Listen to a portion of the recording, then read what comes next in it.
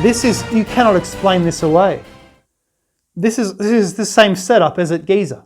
The Freemasons have the same setup in their temples as at Giza. Eh? Oh, well, you could have at least knocked.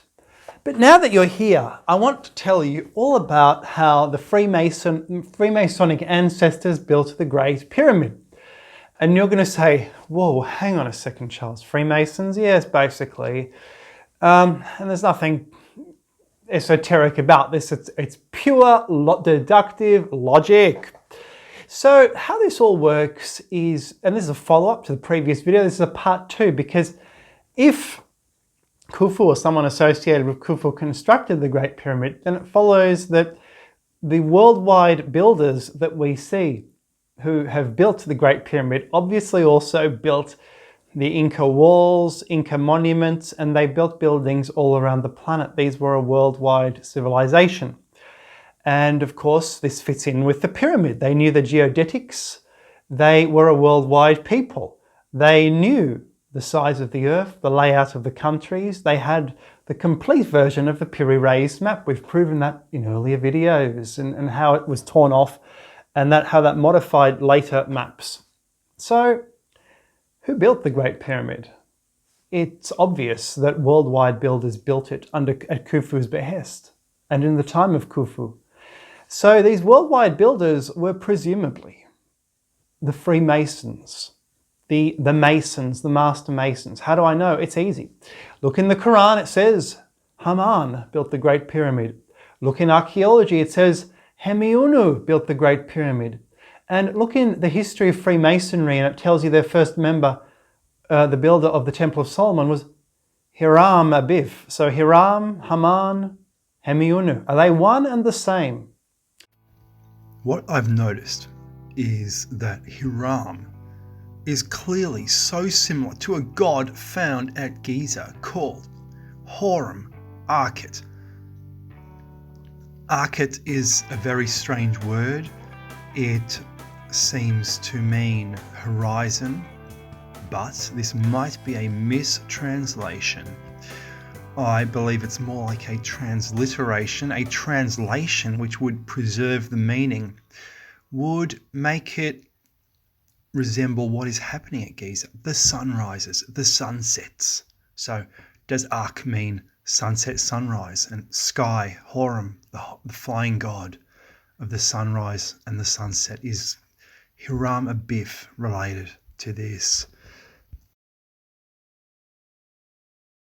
Hiram Abif, supposedly from Tyre, was a Phoenician. And of course we know the Phoenicians are worldwide travellers. And these worldwide travellers were, according to Freemasonic law, the builders. Now, it is Christopher Knight, Robert Lomas, genius authors. I really like them. They're very good, much better than other authors, and very good researchers too. And they basically, they became curious, I think, back in the 90s about why Freemasonic history seems to go back to the Bronze Age, to the Copper Age, talking about the first Temple of Solomon. And they didn't quite know why this would be the case. And they thought, well, maybe there's something to it. Maybe it's actually real. And they started researching all this. And I'll read you an excerpt in a second. But in the previous video, we showed how the Great Pyramid was probably made to house the Ark of the Covenant and to encapsulate all the geodesy of the planet, even according to Piazzi Smythe, the distance to the sun and other constants. And if that's the case, we suggested, well, could it not house the Ark of the Covenant, just like the later Temple of Solomon? These Jewish people from exactly the same area went to make their temple housing an ark. Why the Great Pyramid couldn't also house an ark, and why that couldn't have been its main purpose. That's the Holy of Holies in the upper chamber. That is the Ark of the Covenant. So check that in the previous video. So we made the video about that, saying that.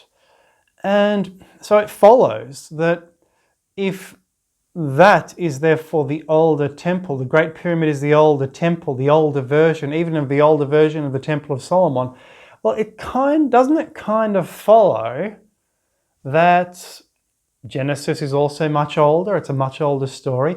And doesn't it kind of follow that, well, the Freemasonic legend is actually talking about the Great Pyramid?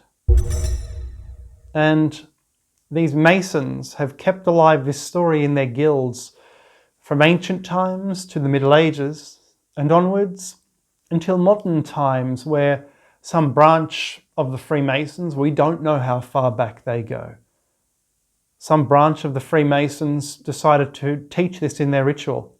And I can prove this. I don't just say this as speculation. First of all, the name, of Hiram, Haman, Hemiunu, in 3 different religions is the same, really. It's a very similar name. Haman in the Quran is actually the builder, not of the Great Pyramid, but of the Tower of Babel. But he's so close to Hemiunu, and someone actually contacted me about this, and I said, I actually wrote about that in my book in 2015. He wants to write an article about that. But the fact is that the Temple of Solomon was east-west in terms of alignment. This was the alignment east-west. And I want to read a little bit about it to you.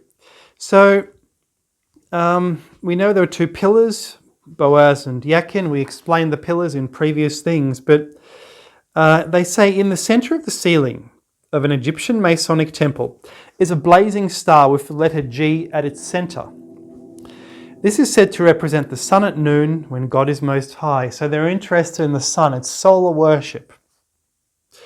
Around the blazing sun, and by the way, when the sun is at noon, on equinoxes, on solstices, we know what happens at Giza.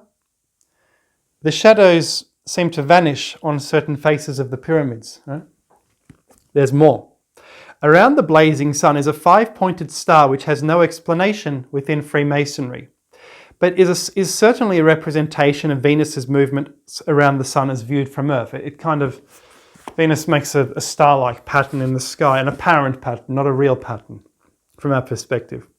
The grooved ware people, that's the beaker people. There are 2 other key figures in a Masonic temple who are designed as deacons. A word comes from the Greek diakonos, meaning attendant. The senior of these officers is stationed in the northeast and the junior in the southwest. Now this describes the Great Pyramid causeways. And it is their job to escort the candidate around the temple during the various ritual. Each carries a 6-foot-high staff that is usually termed a wand in English Freemasonry. Now the English have an identical tradition to the Egyptians here. You know, the staff man, Wilmington man, and they mention it here. The wands are the measuring rods that the Canaanites and the first Jews called Asherah, named after the goddess who was the mother of the dawn and the dusk. Dawn and dusk. As with the gigantic prehistoric carving of the Chalkman at Wilmington in Sussex, the purpose of each Asherah is to determine the angle of the sunrise and sunset indicated by the shadows cast from the vertically held staffs. Same thing in Raiders of the Lost Ark, which I've just been watching by weird synchronism.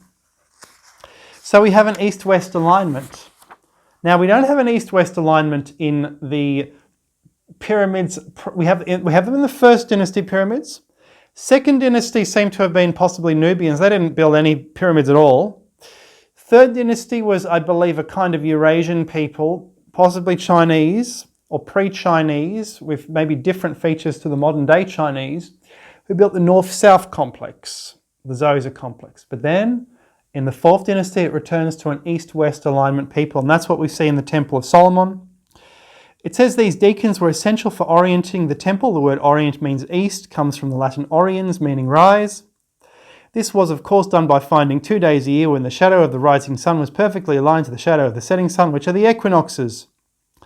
And it says Yakin and Boaz were freestanding pillars placed in the northeast and the southeast, and they represent the 2 standing stones called Meseboaf by the Canaanites that Solomon erected in front of the porchway of his temple.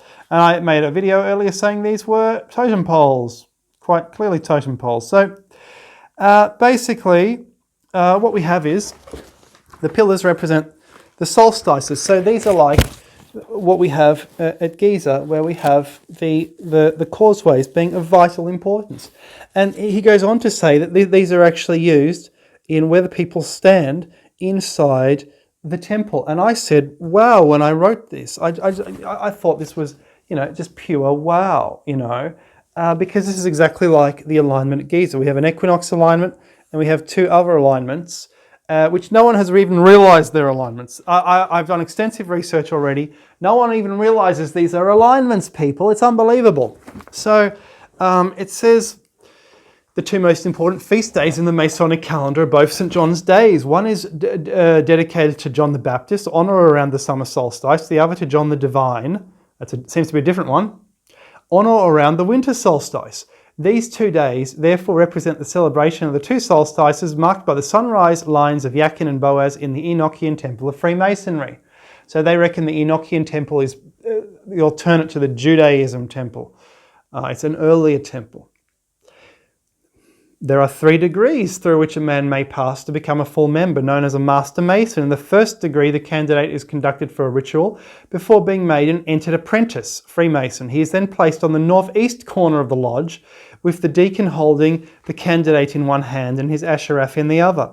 In this place, he is standing on the summer solstice line marked by the shadow of the Yakin Mesaboaf.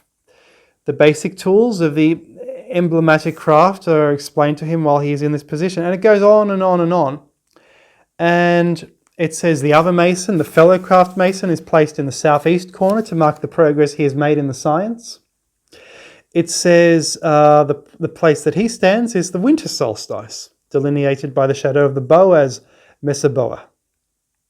And then the fellow craft Mason is put forward for his 3rd degree in Freemasonry, which is a very special rite indeed. This degree is death, and he's placed in the equinoctial line, the centre, which designates a perfect east-west line of the equinoxes. So the first part of ritual takes place in dark, and its dramatic climax arrives with the candidate being symbolically murdered and laid lifeless on a floor wrapped in a death shroud. The ritual continues in the blackness until a method is applied that allows the candidate to be raised from his tomb and resurrected to live once again.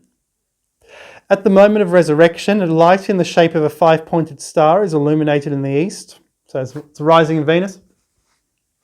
And the worshipful master draws the candidate's attention to the light of the bright morning star that heralds his return to life. What have I just described to you?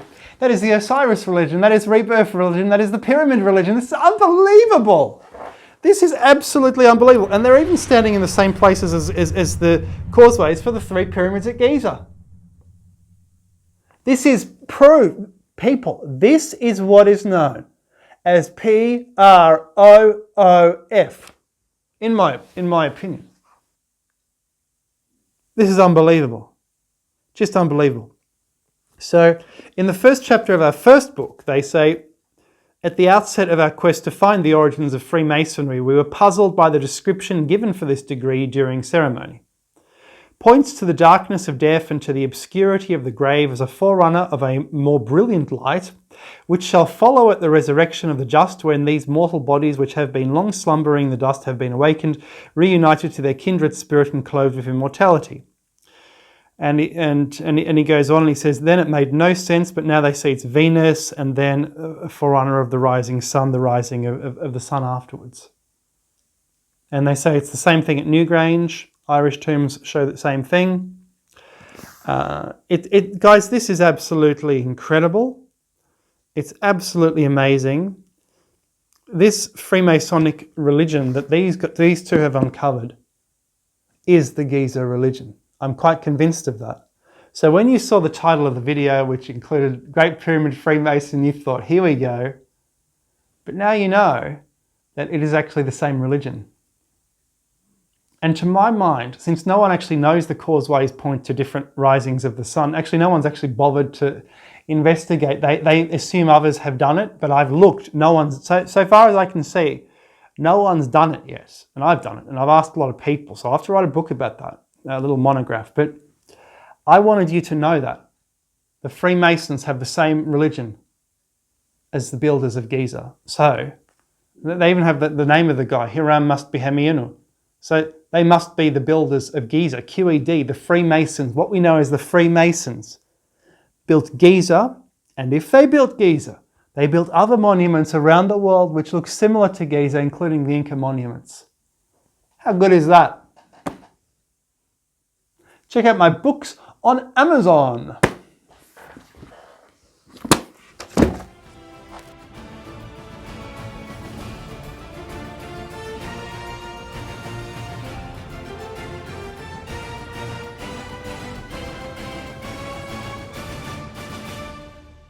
Hello everyone, and welcome to my